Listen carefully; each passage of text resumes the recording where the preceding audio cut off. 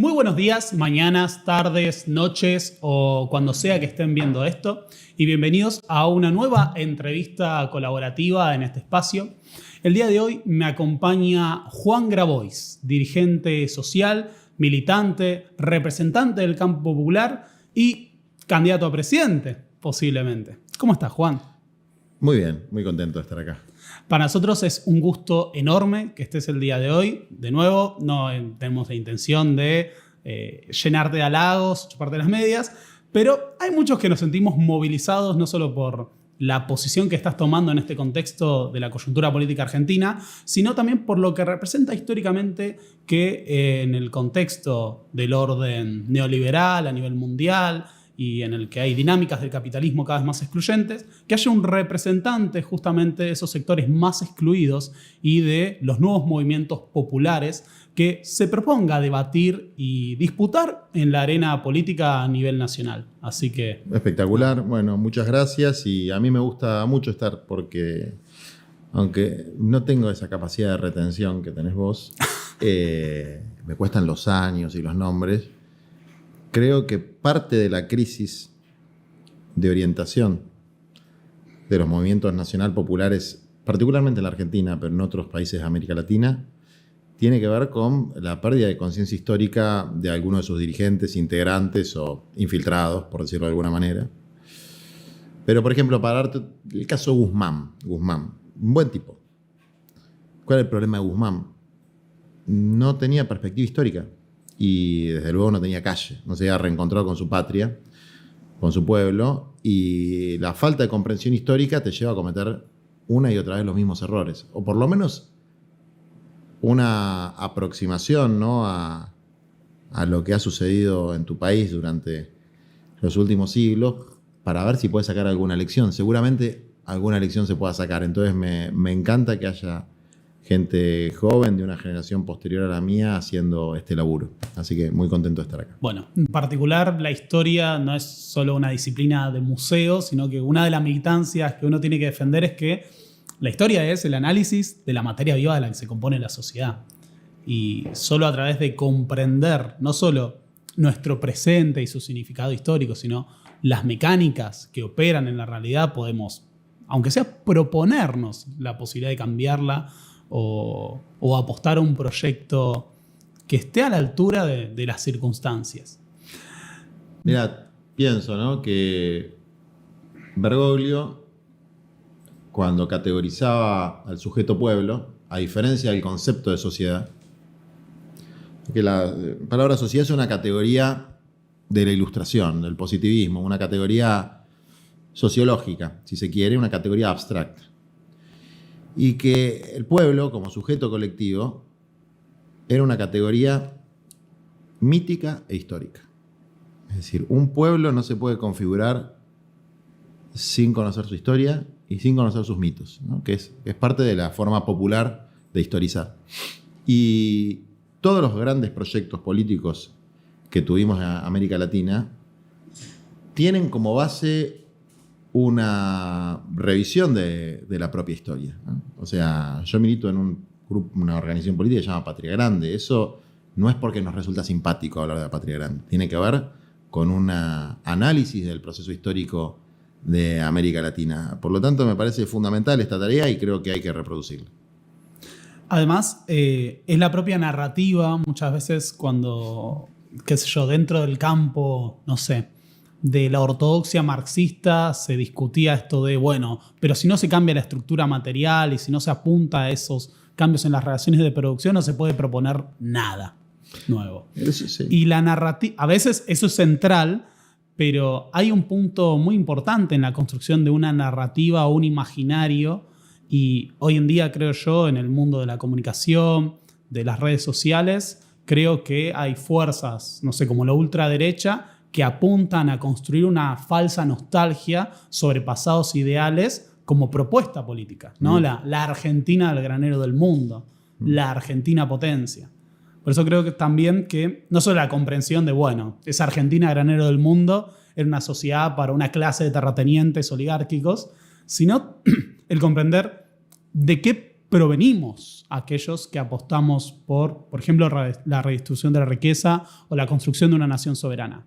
¿Cuáles son nuestros antecedentes históricos? ¿Somos, si queremos, ¿no?, un caso aislado en la historia de América Latina? ¿O somos el producto de una desigualdad estructural o una relación de dominación colonial, imperialista, que nos ha legado esta realidad?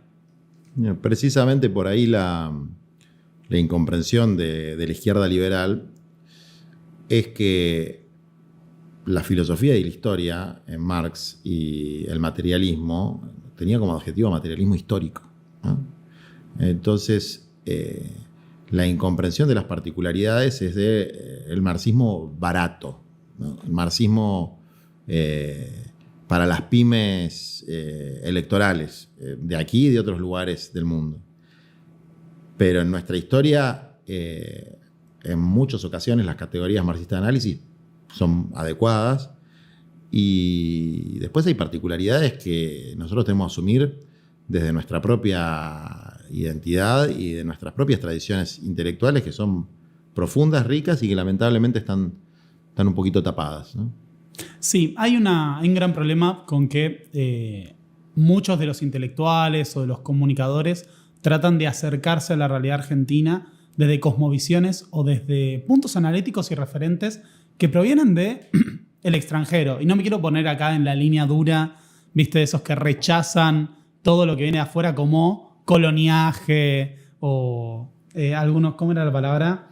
Pero era como yo te dijera, anglificante. Hay una palabra que suelen usar algunos nacionalistas muy duros. Pero sí es cierto que hay tradiciones intelectuales o de construcción de sentidos, no sé, el revisionismo histórico, o en el caso de la Iglesia Católica Argentina, la conformación de movimientos sacerdotes del tercer mundo, o incluso, no sé, en un tema más controversial, pero las tradiciones como cristianismo y revolución y demás, que apostaban a una interpretación latinoamericana, argentina, popular de nuestra realidad. Son perspectivas, porque la perspectiva externa de otras latitudes es muy interesante. No puede constituir la única visión del fenómeno latinoamericano, el fenómeno argentino.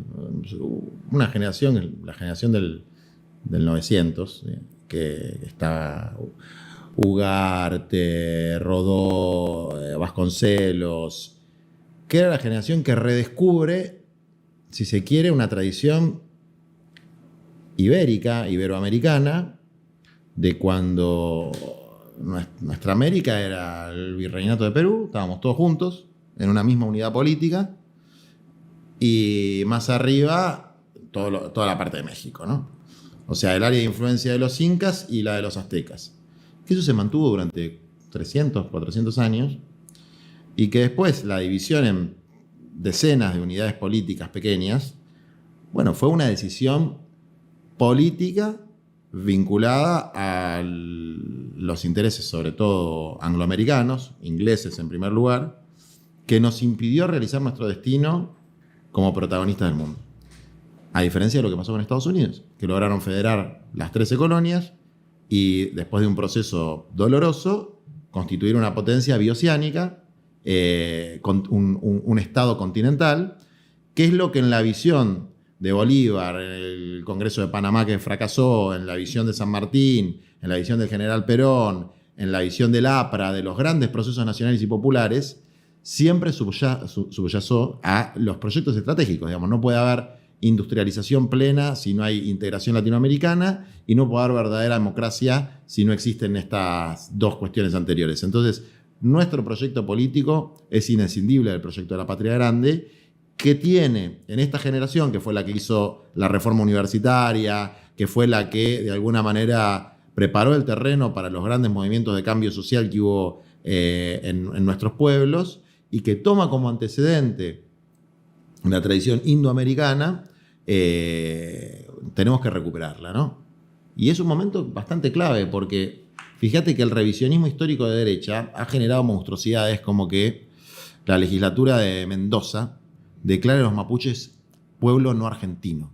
Eso es como declarar a los judíos religión no argentina. Es decir, es una monstruosidad desde el punto de vista ético, desde luego es una monstruosidad desde el punto de vista histórico, Pero yo pensaba, qué lindo que sería recuperar un poco el espíritu de la logia Lautaro. Vos sabías que el nombre de la logia viene del Toki Lautaro, que era un gran comandante del pueblo mapuche, que siempre tuvo un espacio territorial de los dos lados de la cordillera, y como toda dinámica cultural, hubo guerras, conquistas entre las distintas tribus, comunidades, etc., y fue cambiando.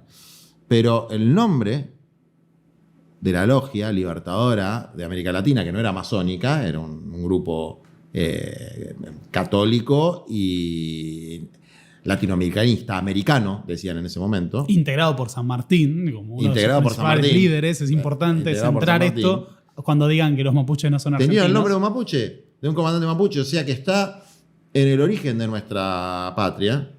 Está integrado la tradición del pueblo mapuche. Entonces, son brutos, además de malos, son brutos.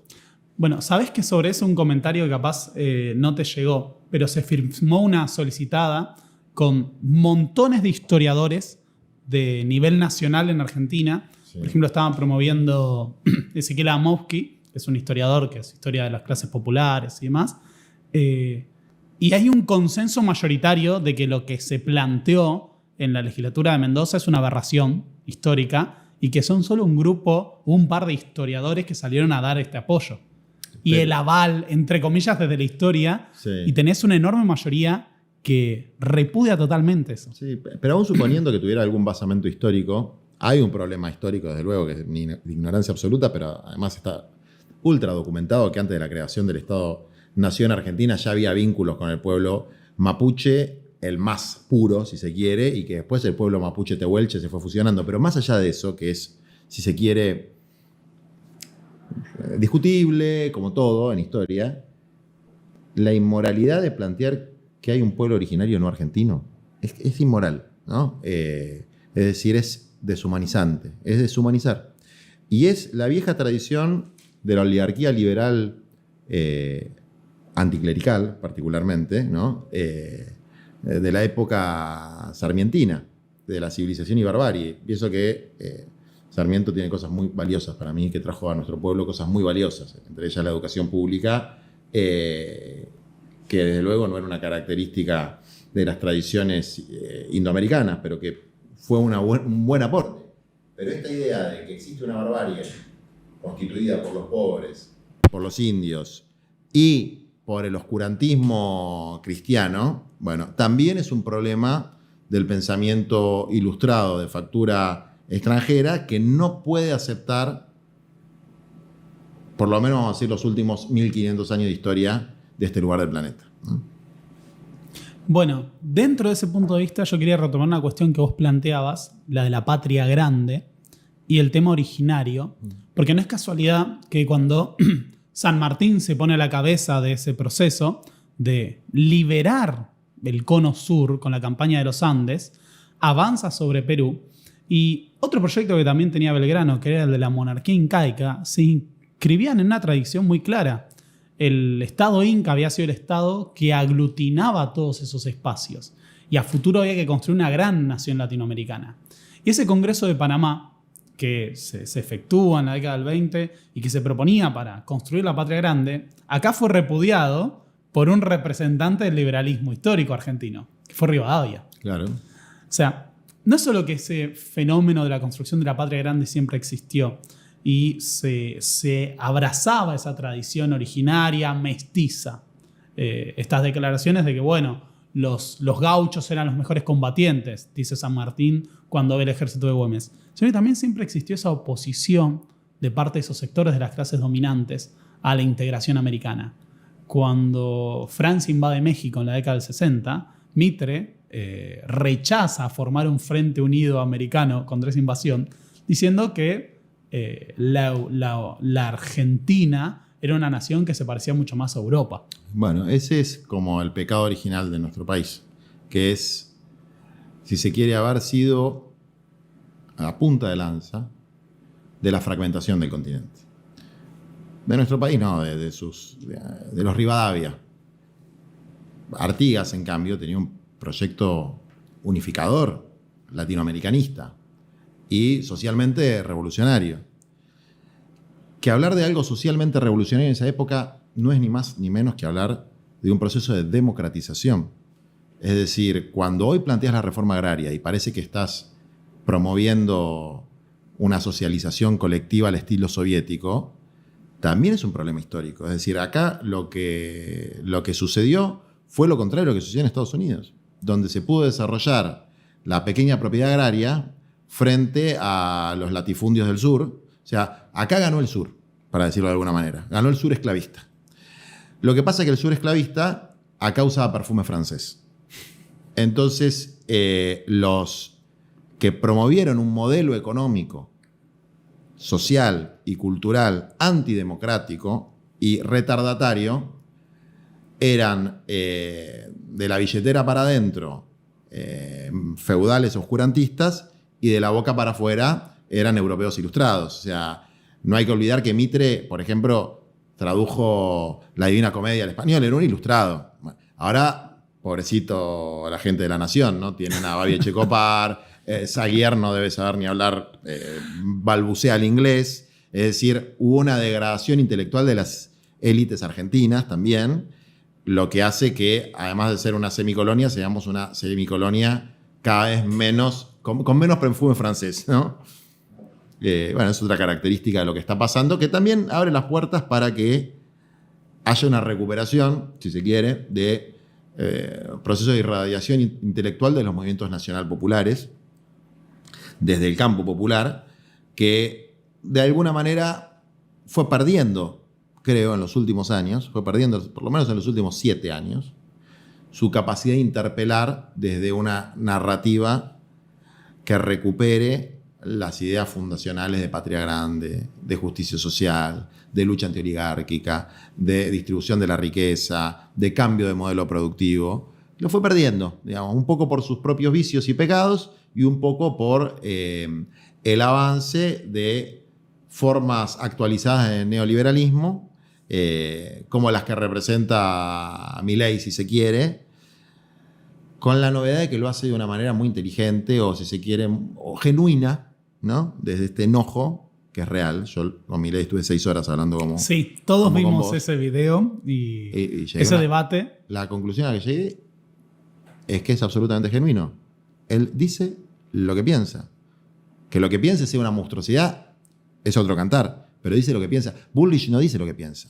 Bullrich podía tener un arma para matar a un soldado del ejército argentino o para matar a un militante del pueblo mapuche. A Rafael Nahuel. Exactamente. Es decir, le gusta el poder y la violencia. No es una persona que esté viviendo en un mundo de concepciones y de ideas como sí lo es Milei, ¿no? Macri también. O sea, todo este mundo de Juntos por el Cambio es un mundo casta.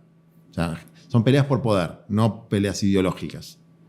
Milei es un ideólogo, digamos, de una falsa representación de la realidad, definición marxista de ideología, pero tiene una ideología desviada, inaplicable a mi gusto y con derivaciones deshumanizantes, pero tiene una ideología. Y esa ideología nos retrotrae una tradición que existió en la Argentina, que fue la tradición liberal, y que trajo cosas buenas, que es distinta a la tradición conservadora, ¿no? Que tuvo Alberdi, que fue un gran precursor de muchas cosas. O sea, Cristina dijo el otro día, prefiero la Constitución de Alberdi a la Constitución de ahora. Obviamente, preferimos la de Perón, la del 49. Sí. Pero la verdad que comparado con la de ahora... Incluso los no peronistas preferimos la... Pero era una Constitución, la de Alberdi, que era un proyecto de país. Ahora tenemos totalmente... No solamente estamos fragmentados como América Latina, sino que estamos feudalizados como país bajo la falsa bandera de un falso federalismo, pero que entonces tenemos un mafioso como Gerardo Morales manejando el litio de la Argentina. Entonces, todo este tipo de cosas son cosas que si recuperamos una perspectiva histórica las vamos a poder ver con otro cristal. El otro día usabas una definición que a mí me retrotrae porque me interpela, que a la hora de hablar de cuáles serían los candidatos que pudieran presentarse, cuáles serían las fuerzas políticas en disputa en el frente de todos, planteabas que no había un candidato de dijiste los intereses populares o de la izquierda nacional, si queremos.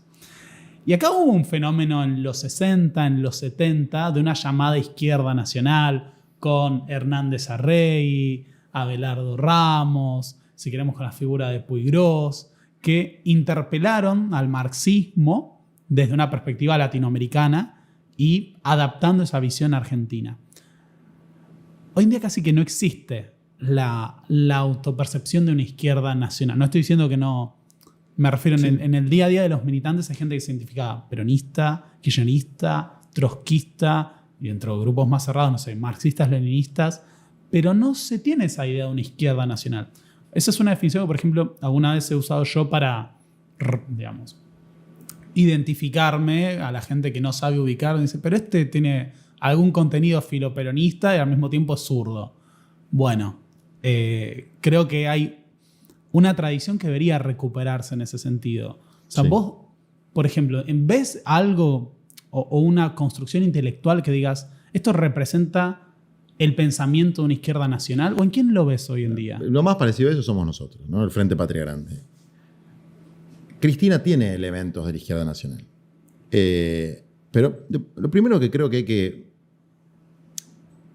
recordar es que la polaridad entre izquierda y derecha es una cuestión de clase, no es una cuestión de ideas. La izquierda eran los tipos que representaban de la clase media para abajo durante las asambleas revolucionarias en Francia. Eso era la izquierda. Eso quiere decir la izquierda. La izquierda no es una cuestión cultural, es una cuestión de clase, por lo menos originariamente. El problema es que en la Argentina se ha traducido como una cuestión cultural. Es decir, por ejemplo, si sos de izquierda, sos anticlerical, o sos anticristiano, o no sos peronista, ¿no? Los movimientos nacional populares fueron la izquierda latinoamericana, fueron los representantes de los intereses de las clases empobrecidas, de las clases populares, de los trabajadores, del proletariado industrial, en el caso de Argentina, los representantes de sus intereses de clase. Entonces, es imposible que no haya una izquierda. Ninguna izquierda en latinoamericana puede no ser nacional, y nacional desde el punto de vista de una perspectiva no del estrecho nacionalismo provinciano, sino de la representación de los intereses de la liberación latinoamericana y la liberación de las cadenas de dependencia. No hay una izquierda que pueda no ser nacional. Eso es otra cosa, será un club de intelectuales, pero no es una izquierda política. No sé si... Comparto totalmente. O sea, si quiere ser real, si quiere apostar a una construcción de poder, si quiere disputar la realidad desde el tercer mundo, necesariamente tiene que ser nacional. Y hay montones de ejemplos. El proceso de la Revolución Cubana, el proceso de la Revolución Bolivariana, el proceso del MAS en Bolivia. A mí es algo que me produce mucho rechazo, por eso yo puedo ser zurdo y podemos debatir si tuve una formación marxista-leninista y demás, pero no me puedo identificar, por ejemplo, con las corrientes trotskistas. Claro. Bueno, a ver, el marxismo, es todo un tema, el marxismo en Latinoamericana y su vínculo con los movimientos nacionales populares. Que a veces fue un vínculo de instrumentalización, de un lado y del otro. Y todos los vínculos instrumentales terminan mal. Por ejemplo, el diálogo entre cristianos y marxistas no terminó bien en América Latina. No fue fructífero, porque era un intento recíproco de infiltración, si se quiere. No era un diálogo genuino. ¿Y qué es lo que de marxismo o de las tradiciones de izquierda europeas lo esencial para mí, ¿no? La crítica del capitalismo, el acento en los intereses de clase. Lamentablemente lo que quedó fue el perfume alemán, si querés ahora, en vez de francés. Un poco más francés que alemán, pero el perfume alemán. Ni siquiera el perfume ruso, el perfume alemán. Es decir, las categorías de análisis en la intelectualidad, que no están mal, yo las uso mucho y tengo una formación fuerte en el marxismo y en el Se leninismo. nota, y es algo que no aparece en otros. Y me interesa mucho la vinculación con los fenómenos nacionales, como el vínculo entre Lenin y Connolly en Irlanda, digamos, ¿no? Lo que fue el alzamiento de Pascua, cómo Lenin sí entendía el fenómeno nacional, a diferencia de las corrientes posteriores europeizantes. Me interesa los enfoques gramscianos. Pero fundamentalmente me interesa cómo la amalgama de todas esas tradiciones se dio en intelectuales argentinos y latinoamericanos, como el propio Perón, como que Perón hablaba del socialismo nacional de manera abierta. Lo que pasa es que por socialismo nacional no se refería a una reproducción o a un calco de las experiencias socialistas de corte más soviético, de corte más marxista-leninista, es decir, no se refería precisamente a eso. ¿Y qué otra cosa quedó del marxismo? Cosas que eran accidentales, el anticlericalismo, el anticatolicismo, el populismo, ¿no? El ver a los movimientos nacional populares con una categoría que al día de hoy hay gente que la sigue usando, digo, estás atrasando mucho el debate, que es el de bonapartismo. Bueno, la idea del bonapartismo, la idea de la vanguardia iluminada, porque ningún partido trotskista ha abandonado la idea de la vanguardia. Entonces, es una vanguardia que en general son personas que tienen que guiar a una categoría inexistente en la sociedad argentina, por lo menos como la plantean ellos, que es la clase obrera en términos trotskistas, hacia una revolución. Lo que yo me fui dando cuenta es que no se lo creen. Es decir, vos le preguntás a cualquier dirigente trotskista o de los partidos de izquierda liberal, ¿ustedes van a hacer una revolución? Explícame, ¿van a hacer una revolución? Es decir, ¿van a tomar el poder del Estado? ¿Van a socializar los medios de producción y de cambio y van a crear una sociedad sin clases o al menos con el 100% de propiedad pública nacionalizada? Sí, porque el programa de la transición. Te miran, digamos. Es decir, ni siquiera está en su horizonte real generar transformaciones conforme a su programa. Es propagandismo abstracto y pyme electoral. Más allá de gente extraordinaria que hay, como mi abogada Miriam Bregman, que es una gran abogada, una gran defensora de derechos humanos, pero que por lo menos yo no creo que esté planteando su partido ni el espacio que representa un proyecto para los trabajadores y los humildes en la Argentina, que ni siquiera ellos se lo crean, porque si se lo creyeran y fueran consecuentes con eso, bueno, uno puede estar de acuerdo o en contra, pero yo no veo que hay un planteo realista. Cuando nosotros hablamos de la agenda de tierra, techo y trabajo, y nosotros decimos, se puede hacer que cada familia tenga un lote en la Argentina, un lote de 500 metros cuadrados, 250 en algunas zonas más urbanas. ¿Sí? Yo estoy absolutamente convencido que se puede hacer y te puedo explicar cómo se puede hacer, en qué lugares se puede hacer y por qué a 30 kilómetros de donde vive actualmente cada persona podría tener un lote pagándolo por un 10% de su salario, una cuota muy baja, y construir su casita de a poquito. Digamos, yo lo puedo explicar a eso y eso le transforma la vida a millones de personas. Yo puedo explicar cómo podemos construir una economía plural donde todo el mundo tenga el acceso a un puesto de trabajo que garantice por lo menos la canasta alimentaria, digamos, por lo menos el salario mínimo vital y móvil. Lo puedo explicar. Yo puedo explicar cómo podemos hacer una reforma agraria ayornada a los tiempos que corren para que no haya ningún campesino ni pequeño productor sin tierra y que podamos garantizar la provisión de alimentos a los centros urbanos y tratar de revertir un poco esta corriente de migración interna que sigue expulsando a la familia rural, sigue expulsando a los pequeños pueblos, sigue expulsando a los campesinos. Yo puedo explicar cómo podemos hacer un esquema similar al de YPF para el litio, puedo explicar cómo podemos tener una estrategia nacional que no sea una fuga constante de materia prima o de riquezas ictícolas. Es decir, es un programa realizable en muchos de sus aspectos. Concreto. Además. A mí nadie me explica, porque por ahí si me lo explican me convencen, cómo se va a realizar la socialización absoluta de los medios de producción en la Argentina. Entonces, es una engañapichanga. Hay muchas engañapichangas. A mí no me gusta la manipulación. Es decir, engañar a alguien para conseguir un objetivo que no es el objetivo explícito que vos estás planteando. Detesto la manipulación. Entonces, me parece que ha hecho mucho daño en la historia argentina la manipulación. Es decir, que estás peleando por algo y en realidad estar peleando por otra cosa. Y hoy hay mucha manipulación en la Argentina. Parte de mi discusión, para llevarlo a otro plano, con los compañeros que plantean que no se puede hablar de candidaturas hasta levantar la proscripción de Cristina, es que esa es una estrategia de manipulación. Porque ¿qué quiere levantar la proscripción de Cristina? ¿Qué quiere decir levantar la proscripción de Cristina? En términos prácticos, ¿qué quiere decir eso? ¿Que renuncien los 4 miembros de la Corte Suprema? No veo que haya ninguna estrategia para eso. Nadie me planteó a mí ni a mi espacio una estrategia para destituir a los 4 integrantes de la Corte Suprema, que eso podría ser... Igual estuvo el pedido de juicio, Sí, pero que eso, no va a pasar. Pero ni siquiera hay una militancia muy activa. No, tampoco. Hoy tenemos una movilización que vamos a ir todos.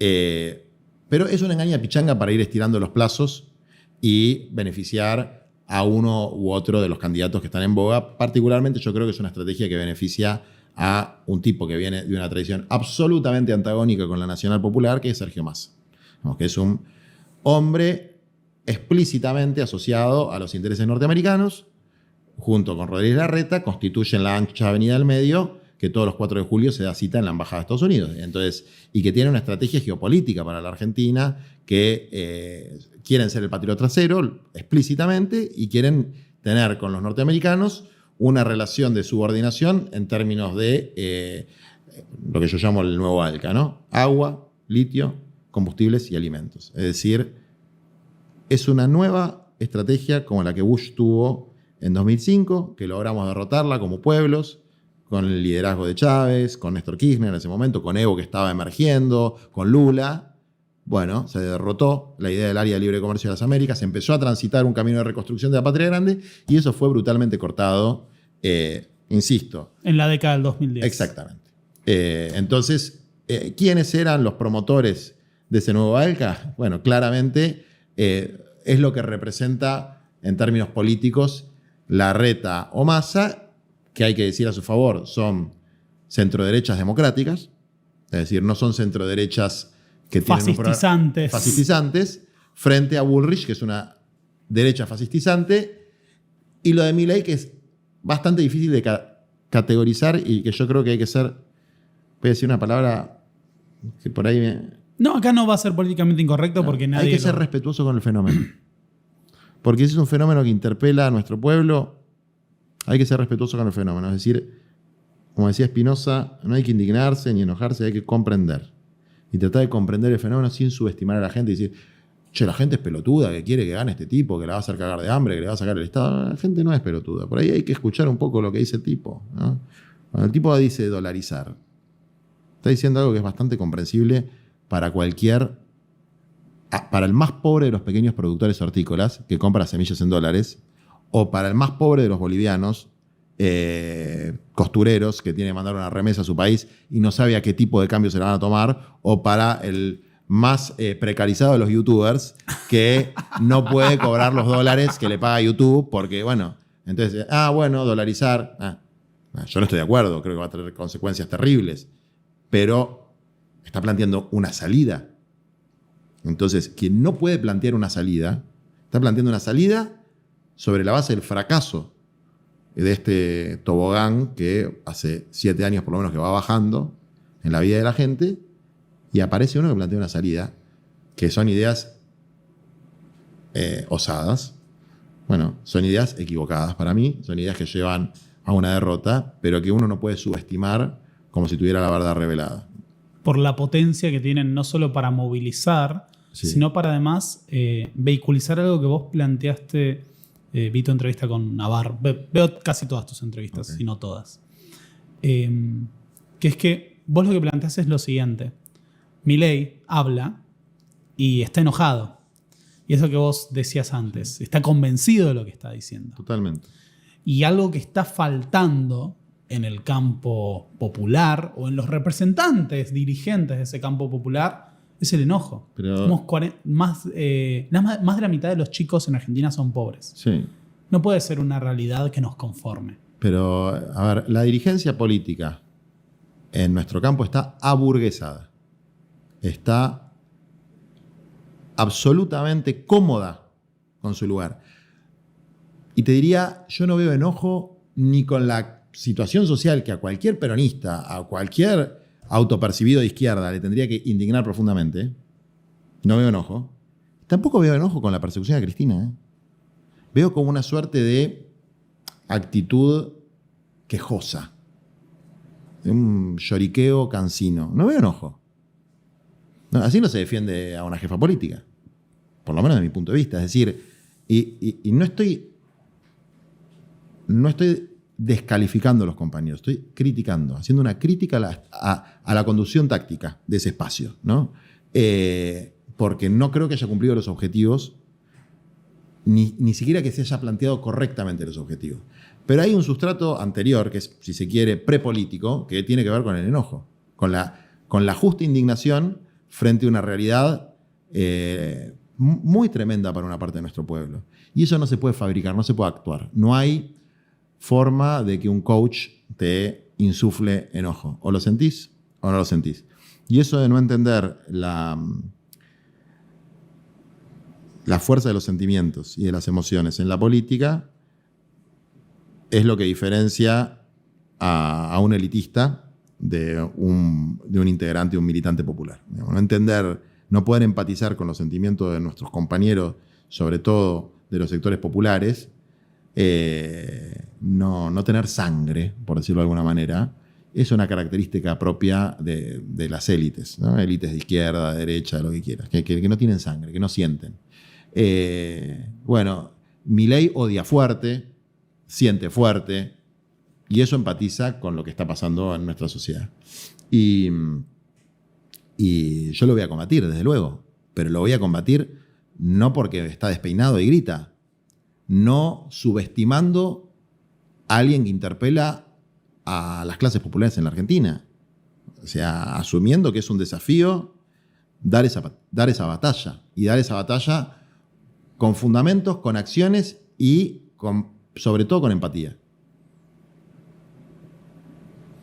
¿Vos crees que es posible, yo un poco puedo adelantar tu respuesta, que es posible que ese enojo o ese descontento de la población se traduzca en la élite política sin un recambio? No, imposible. Imposible.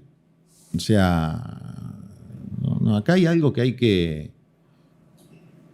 No sé si la palabra es de construir, destruir, renovar, no sé.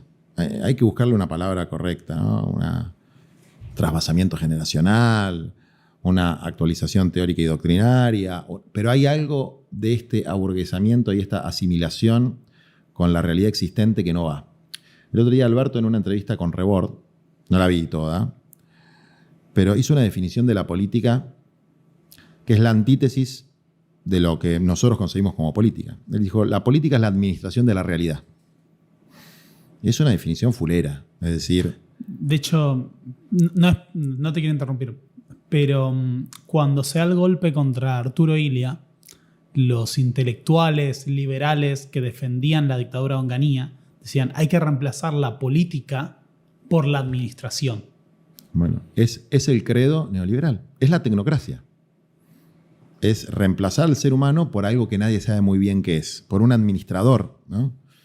Y un administrador de una realidad colonial, de una realidad de empobrecimiento. Es decir, esta realidad administrar, porque si estuviéramos en Suecia, en Noruega, y bueno, me hablas de un administrador y capaz que lo escucho, pero acá necesitamos gente que administre esta miseria, de ninguna manera, porque la realidad que tenemos hoy es miserable. Entonces, creo que él lo dice brutal y explícitamente, pero que hay en el staff político permanente de los últimos 15 años, hay mucho de administradores. Hay muchos administradores. Por eso, y vuelvo con la figura de Cristina, porque me parece que el diferencial de ella es que no es una administradora. Y que nunca se puso en esa posición. Y que puede ponerse en una cámara y decir, yo no voy a ser candidata, no voy a tener fueros. Y está diciendo la verdad. Es decir, es genuina. Por eso conecta con un sector de la población. Puedes estar de acuerdo, más o menos de acuerdo, muy de acuerdo, valorar las realizaciones de su etapa, más o menos, más o nada, pero es de una pieza. Es lo que es. Y tiene agallas. Eso, en un momento de crisis como el que estamos, si vos no ves que la conducción de un proceso determinado vaya hacia la izquierda, hacia la derecha, va hacia lo nacional, popular o colonial, tenga agallas, tenga 2 o 3 ideas más o menos claras, y que crean lo que está diciendo, lo que tenés son administradores. Y yo no creo que sea un tiempo de administradores. Administradores y especuladores. Sí. Porque uno de los grandes desafíos, creo yo, es, dado que está esa falta de convicción, dado que falta ese impulso, está el cómo nos vamos a adaptar e integrar a lo que venga sin importar lo que venga. Uh-huh. Y cómo transicionar Uh-huh. y que cada uno conserve su puesto. O no su puesto, pero uno parecido en el orden que sigue. Está bueno lo de transicionar, lo voy a usar. Hay algunos que están transicionando a masistas, otros que están transicionando a larretistas, de los más variopintos personajes que existen. Es decir, estamos en un momento de transicionamiento a algo muy malo, muy malo. En algunos casos es por una idea de la realpolitik o por una cuestión táctica razonada, ¿no? Que yo no comparto, pero es razonada. Y en otros casos es por la necesidad de sostener posiciones de privilegio dentro del staff político permanente. Bueno, sobre eso de la transición hay un punto problemático yo creo que es necesario considerar. Nosotros tuvimos la transición al orden neoliberal bajo un gobierno peronista, que fue el de Menem, que durante 10 años construyó una hegemonía totalmente sólida. Fue el presidente que más tiempo seguido gobernó la historia argentina, es el segundo presidente que más tiempo gobernó la Argentina, y lo hizo con el aparato del Partido Justicialista. No es que me quiera meter en un terreno controversial. Eso sí. Pero Juan Carlos Torre en su momento tenía un análisis que decía, fue un cálculo de supervivencia política, lo plantea. No fue adaptarse para salvar la economía, fue adaptarse para salvar la gobernabilidad como fuerza. Algo de eso hay. Yo creo que había un tsunami en la historia, después de la caída de la Unión Soviética, el cambio del mundo bipolar al mundo unipolar, el fin de la historia, el fin de las ideas, que fue una ola que arrastró millones de conciencias de cuadros políticos mucho más formados de los que tenemos hoy, que venían de los 60, de los 70, es decir, se cayó el mundo, cambió el paradigma de una manera tremenda. Fue un shock. Entiendo más a esos transicionados que a los de ahora. Porque ahora hay un mundo con más posibilidades. O sea, no es el fin de la historia. Pasó el kirchnerismo. Pasó el kirchnerismo. Pasó Chávez. Exactamente. Tenemos a López Evo. Obrador. Evo hizo una revolución. Tenemos el gobierno de Petro. Está Petro. En Colombia. Hay un pibe que ganó las elecciones en Chile. No sé cómo está haciendo el gobierno, pero era inconcebible que en Chile gane y que haya una alcaldesa del Partido Comunista. O sea, están pasando cosas que, bueno, parece que la historia no había terminado. Y eso, por lo menos a partir del 2000, 2001, hubo una recuperación de la perspectiva de transformación histórica a partir de la política. Entonces, no entiendo por qué opera un fenómeno similar al de los 90 hoy, cuando el contexto es tan distinto. Pero, o lo entiendo y trato de no comentarlo. Pero, ¿qué fue lo que rompió esa normalidad neoliberal? ¿Qué rompió el espejismo neoliberal? No fue la política partidaria. No fue Página 12. Fue el pueblo pobre, los desocupados, fueron los piqueteros, fue el MTA de Moyano en ese momento, fue la CTA, o sea, fueron las marchas federales, fue el perro Santillán. Eso rompió la normalidad neoliberal. El Santiagazo, el Tucumanazo, Cutralcó, Mosconi, Pepino Fernández, la Unión de Trabajadores Ocupados de Mosconi, que hoy fue el gran líder del movimiento piquetero en la Argentina, el primero, y era un ex ipefiano que hizo las grandes puebladas. Y todo eso, si se quiere, hasta el asesinato de Maxi Darío, fue un ciclo de combate antineoliberal, a punto tal que se convirtió en hegemónico en la sociedad. Y cuando Rodríguez Sá plantea el default de la deuda, lo aplaudió todo el mundo. Sí. ¿Por qué? Porque era una cosa que no se sostenía más, pero no se sostenía más porque la gente peleó. Porque es mentira que las cosas llegan a un límite objetivo. La realidad es hay límites objetivos, pero están muy lejos. O sea, la degradación puede seguir y puede seguir y puede seguir lentamente y podemos terminar en ser un país de África subsahariana y si no hay un elemento subjetivo de combate, eso va a seguir siendo así. Nos vamos a ir adaptando, digamos, a esas condiciones de animalización del ser humano, de destrucción de los derechos que se conquistaron en otra etapa. Entonces, ese movimiento de resistencia fue el padre y la madre del proceso kirchnerista. Una cosa que una vez la discutí con Cristina. Cristina dijo en un discurso, el kirchnerismo creó los movimientos sociales. Y yo dije a Cristina, no, los movimientos sociales crearon el kirchnerismo. Ustedes son hijos de la sangre de Maxi Darío. No hubiesen, hasta en términos directos te lo digo. Sí, es que Duhalde no hubiese renunciado. Fue el intento o el proceso de traducción de ese emergente social. Hay algo de eso, pero ponele que eso sea una correcta y legítima intelectualización de lo que estoy diciendo. Correcta, pues yo creo que fue el intento de traducción de ese proceso. No, hay un elemento muy concreto. El gobierno de la Rúa. Se va con un tendal. Y el gobierno de Duhalde fueron gobiernos que volteó el movimiento popular. Uno por neoliberal y cabalista, y el otro por represor y antipobre en términos de antimovimientos sociales. Esos dos gobiernos se fueron por la lucha de los movimientos. ¿Y qué vino después de Duhalde? Vino Kirchner. O sea, de manera totalmente lineal, sin los movimientos sociales, sin la lucha de los movimientos populares, no hubiese existido ese proceso de avance y ampliación de derechos en Argentina, digamos. Y a mayor profundidad en la capacidad organizativa del pueblo, en su disposición a pelear por sus derechos, el reflejo en la superestructura política, para ponerlo en términos marxistas, el reflejo en la superestructura política de esa lucha de los sectores sociales va a ser más profundo. Entonces, el problema es la domesticación del movimiento sindical, de los movimientos sociales, que se produce con mayor facilidad durante gobiernos peronistas que durante gobiernos conservadores, liberales, etc. Es más fácil para los que asumen la tradición nacional y popular o la figura de Perón mientras gobiernan, domesticar a las dirigencias. Pero eso, en algún momento, si se produce lo que se tiene que producir y se tiene que producir ahora, que es un cambio en la posesión del bastón de mariscal, en los distintos bastones de mariscal que hay, no hay fuerza que lo pueda limitar, ¿no? Porque está muy arraigado en la tradición de lucha de nuestro pueblo. Bueno, sobre eso yo te quería hacer un planteo sobre cuál es tu perspectiva de esto. Había un análisis que planteaba Ezequiel Amosky en un trabajo que se hizo en su momento, que era de la crisis del 2001 al kirchnerismo. Que esta cuestión, que también aparece en la era Macri, que es el fantasma del 2001. No el fantasma del 2001 como que unos colectiveros, en medio de un reclamo legítimo, pero que fue un poco aparateado, como el que ocurrió en estos días, digan que se vayan todos.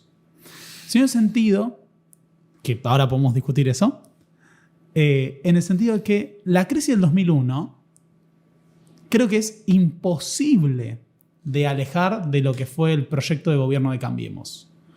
Un proyecto de gobierno que aún con su enfoque colonial, liberal, conservador, siento que no se animó a llevar adelante ciertas reformas estructurales por esos fantasmas. Bueno, hay mucho de eso. Por eso esa es la autocrítica del macrismo. Fuimos demasiado buenos.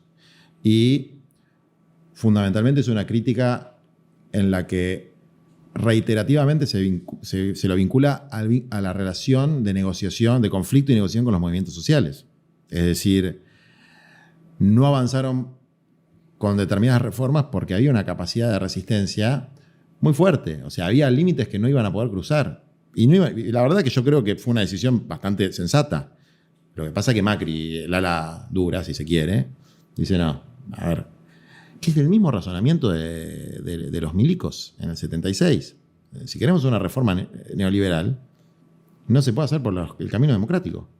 No se puede hacer. No se puede hacer sin represión. No se puede hacer sin persecución. Y esa es la conclusión a la que llega Macri explícitamente en su último libro. Tenemos que hacer las cosas rápido, cirugía mayor, y para eso tenemos que reventar a los que se nos pongan enfrente, digamos. Y Él tuvo una declaración que dijo, tenés que estar dispuesto a tener muertos en la calle. Totalmente. Dijo. Pero, a ver, eso está muy en los círculos semidiplomáticos o de vínculos internacionales de la nueva derecha continental. Esta idea. Si vos ves lo que pasa en Perú, lo que pasó en Ecuador, lo que pasó en Colombia, lo que pasó en Chile, hay bueno, puedo seguir diciendo ejemplos, en Bolivia, hay una idea de la necesidad de un fortalecimiento de los procesos represivos, policiales y en algunos casos policiales y militares, como en el caso de Perú, para neutralizar cualquier perspectiva de consolidar estados con un mayor peso en las decisiones económicas estratégicas o de avanzar hacia desregulaciones y liberalizaciones parecidas a la década del 90. Entonces vos tenés situaciones como la de Perú, que a Castillo lo voltean, justo y casualmente cuando se vencían los contratos ley de la constitución de Fujimori, que eran las concesiones mineras. Y así vos podés repasar todo lo que ha pasado en América Latina en los últimos 5, 6, 7 años. El litio en Bolivia. Bueno, lo del litio en Bolivia es una cosa escandalosamente evidente, digamos, ¿no? Con mucho apoyo logístico argentino y con una coordinación tan desfachatadamente abierta de la embajada norteamericana, que no tienen embajada en Bolivia, tenían una especie de, no se llama consulado, se llama agregaduría de negocios, que llamaron a una reunión un mes antes del golpe, un mes y medio antes del golpe, donde fueron los embajadores argentinos, que el argentino fue el más vivo, que no fue, mandó a un segundo, que hizo un informe, que yo los tengo, esos informes, cuando fui a Bolivia los conseguí, al de Brasil, época de Bolsonaro, y creo que al de Chile, y alguno más, a plantear cómo iban a cubrir de legitimidad internacional el gobierno golpista, digamos, ¿no? Es decir, había objetivos geopolíticos y económicos muy claros en todos esos procesos, como creo que hay detrás de los intentos de asesinato de Cristina, de la persecución de Cristina, etc. Es decir, nadie hace esas cosas gratis. No hay ningún militante de grandes convicciones que quiera entregar el patrimonio patrio. Es por plata. Eso es por plata. Al único que veo que lo puede llegar a hacer por convicción es a Milei. Es Milei, sí. Claro, pero porque está... Y te lo dice uno del palo, porque tiene un tornillo medio suelto. Bueno, también para hacer algunas cosas hay que tener un tornillo medio suelto. Ahora, todos los demás son muy, les gusta la guita y el poder, no hay demasiado más ahí. Entonces, un poco el planteo es, hay intereses muy concretos, muy fáciles de explicar, muy tangibles detrás de lo que está pasando en la política a nivel nacional y latinoamericano, y lamentablemente, en la Argentina, la mejor forma de realizar esos procesos es con el peronismo en el poder. Con el peronismo, ¿no? Con gente que dice ser peronista en el poder. La otra forma es por las malas. Y yo creo que el poder económico en la Argentina está dispuesto a cualquiera de las dos variantes. Por las buenas o por las malas. Y que por lo tanto lo que va a venir, salvo que ganemos en las elecciones nuestro cuadrante político, donde hasta ahora el único candidato soy yo, cosa que es posible, pero improbable, lo que va a venir va a ser muy difícil. Muy difícil. Va a ser un momento de resistencia popular prolongada. Y tal vez en ese proceso de resistencia popular prolongada salgan los nuevos liderazgos, o tal vez no, y se genere un proceso de degradación continua en la Argentina que nos lleve, insisto, a un modelo no, digamos, preperonista. Bueno, voy a hacer una comparación que va a sonar desafortunada, pero no es la idea. En diciembre del 75, las Fuerzas Armadas ya tenían el objetivo de hacer el golpe. Eso ya estaba claro. Se había producido el alzamiento en mi patria natal en Morón de la Fuerza Aérea y ya estaban las negociaciones para el golpe. Y aunque suene desafortunado esto, Videla no representaba el sector más duro del ejército. Había otros grupos, como Díaz Besone, como Suárez Mason, que incluso se plantearon, vamos a voltear al gobierno en diciembre. Y Videla tenía un planteo que era, vamos a esperar que se siga desgastando y se debilite para que haya menos resistencia cuando eso ocurra. Ya sé que la comparación puede sonar desafortunada, pero uno de mis grandes miedos y a esto quería ir con lo del fantasma de la crisis del 2001, es que yo siento que el desgaste y el proceso de desmoralización que está ocurriendo en Argentina es parte de una nueva dinámica de cómo funciona el poder, en la que la desmovilización ocurre por hartazgo y frustración. Claro, estoy de acuerdo. Y mi gran miedo es que en gran parte no solo se trate de que el 2001 está lejos generacionalmente, digamos, va a estar lejos, más lejos en 2023, para los jóvenes, no lo vivieron, no sé, yo lo vi por la tele de chiquito, sino que es parte, siento, también de una estrategia que se acomoda a los nuevos tiempos. La antipolítica, la frustración y el acomodarse a la realidad. Por eso creo que también Macri, con esto de vamos a ir más profundo, debe sentir o debe medir que no va a encontrar una movilización ante una reforma jubilatoria como en 2017. Sí, yo creo que se equivoca. Es decir, que en la Argentina hay un sustrato de resistencia muy fuerte. Lo hay en toda América Latina, cada vez más. O sea, hay algo que están haciendo abajo que todavía no toma su forma definitiva y que los dirigentes somos pobres representantes de ese proceso. Es decir, es más fuerte el proceso por abajo que en su sector dirigente.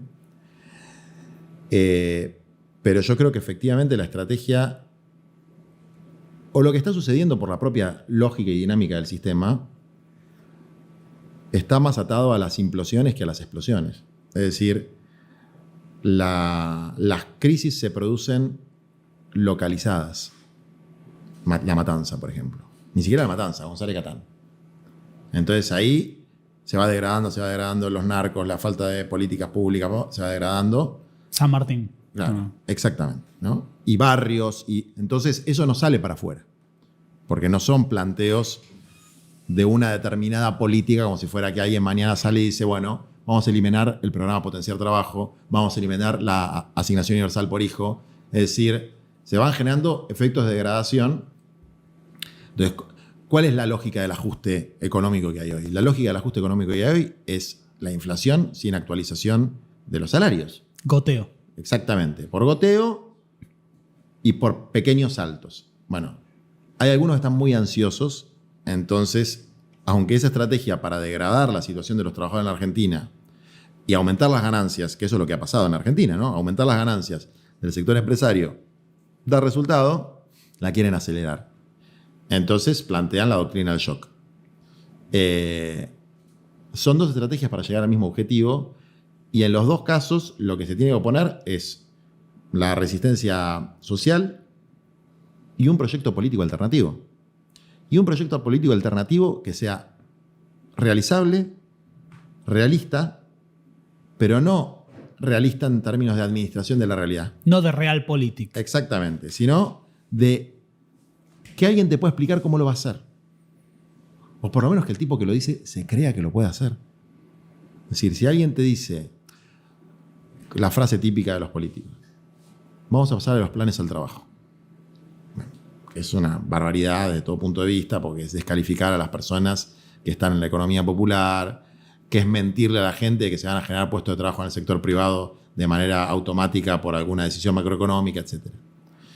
Vos fíjate quién es el único tipo que no dice que no se mete con los planes, no dice que va a sacar los planes. Milei.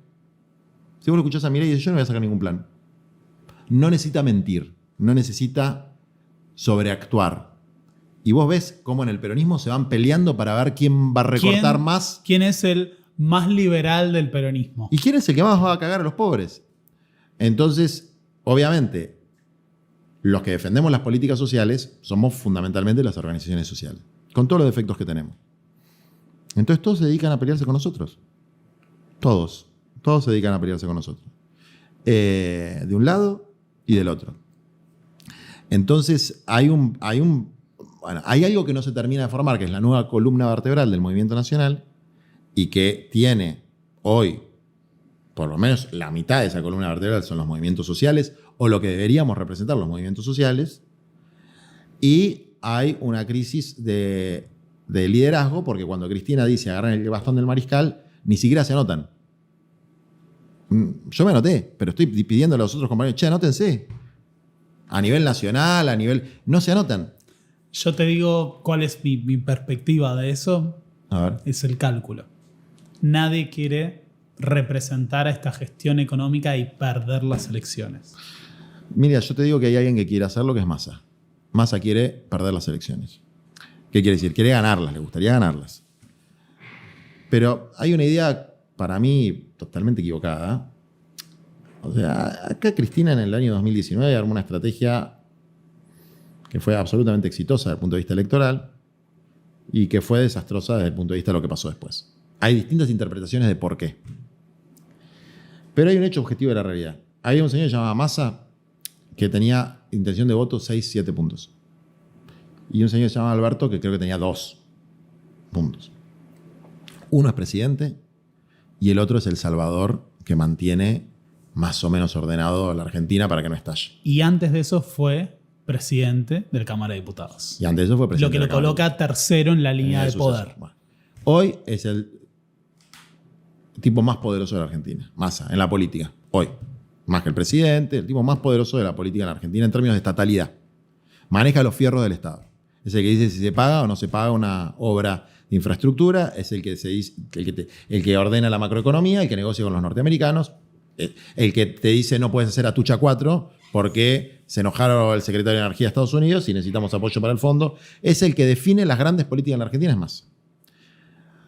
¿Por qué Massa va a volver a su 7% o 6%? ¿Por qué no querría él ser el líder de la oposición a un gobierno de su amigo Larreta?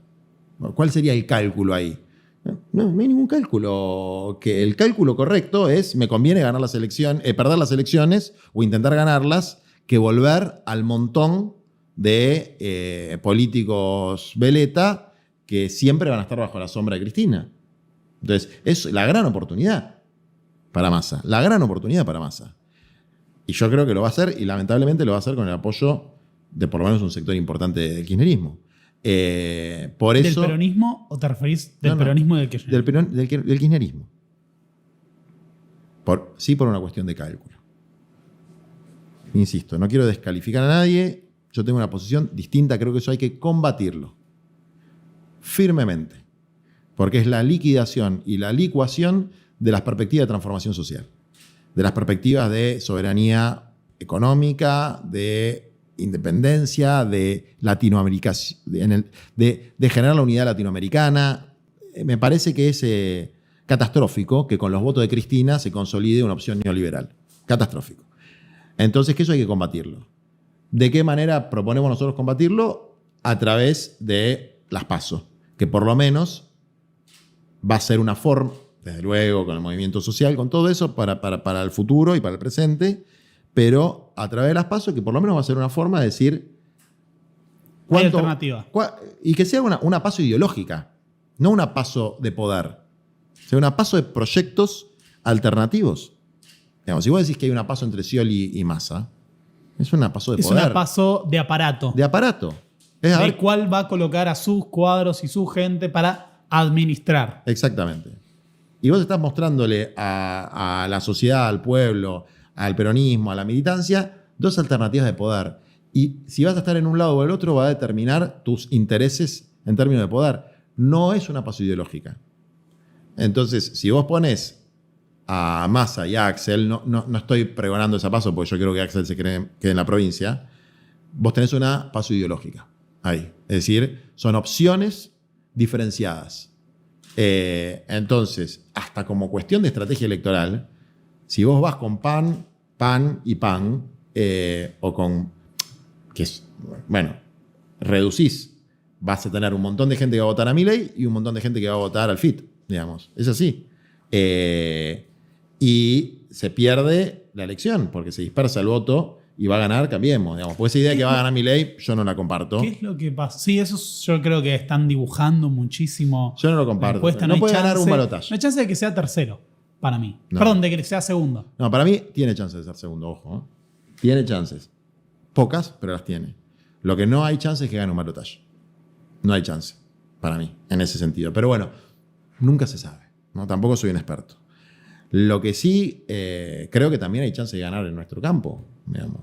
Y de condicionar a la alternativa, si se quiere, conservadora dentro del propio Frente de Todos, si hay una PASO y hay que determinar un programa después de las PASO que no sea un programa de entrega absoluta.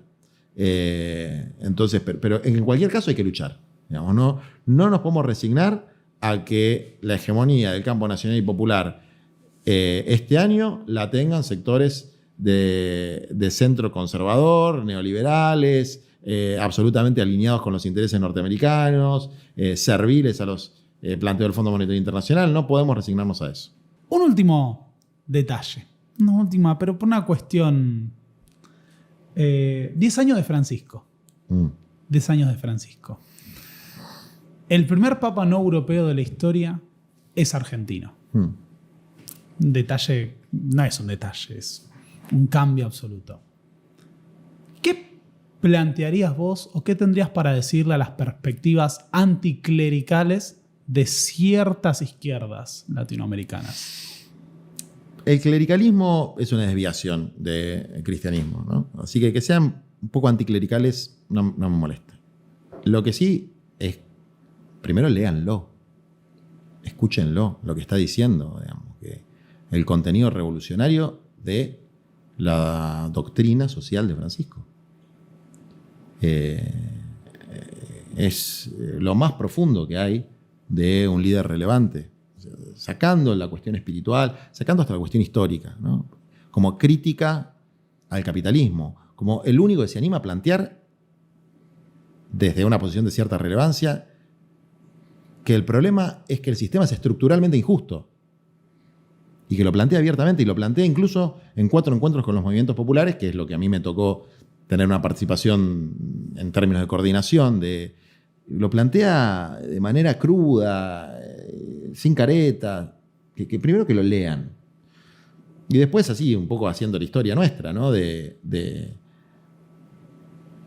cómo fueron las conferencias de la Iglesia Latinoamericana desarrollándose en Medellín, en Puebla, en Aparecida, de cuál era el mensaje, de cómo fueron un elemento de resistencia frente al neoliberalismo, de cómo están en el corazón de todos los procesos de resistencia de los campesinos, de los trabajadores, de la configuración de los movimientos nacional populares, del APRA de Haya de la Torre, de la izquierda nacional, digamos.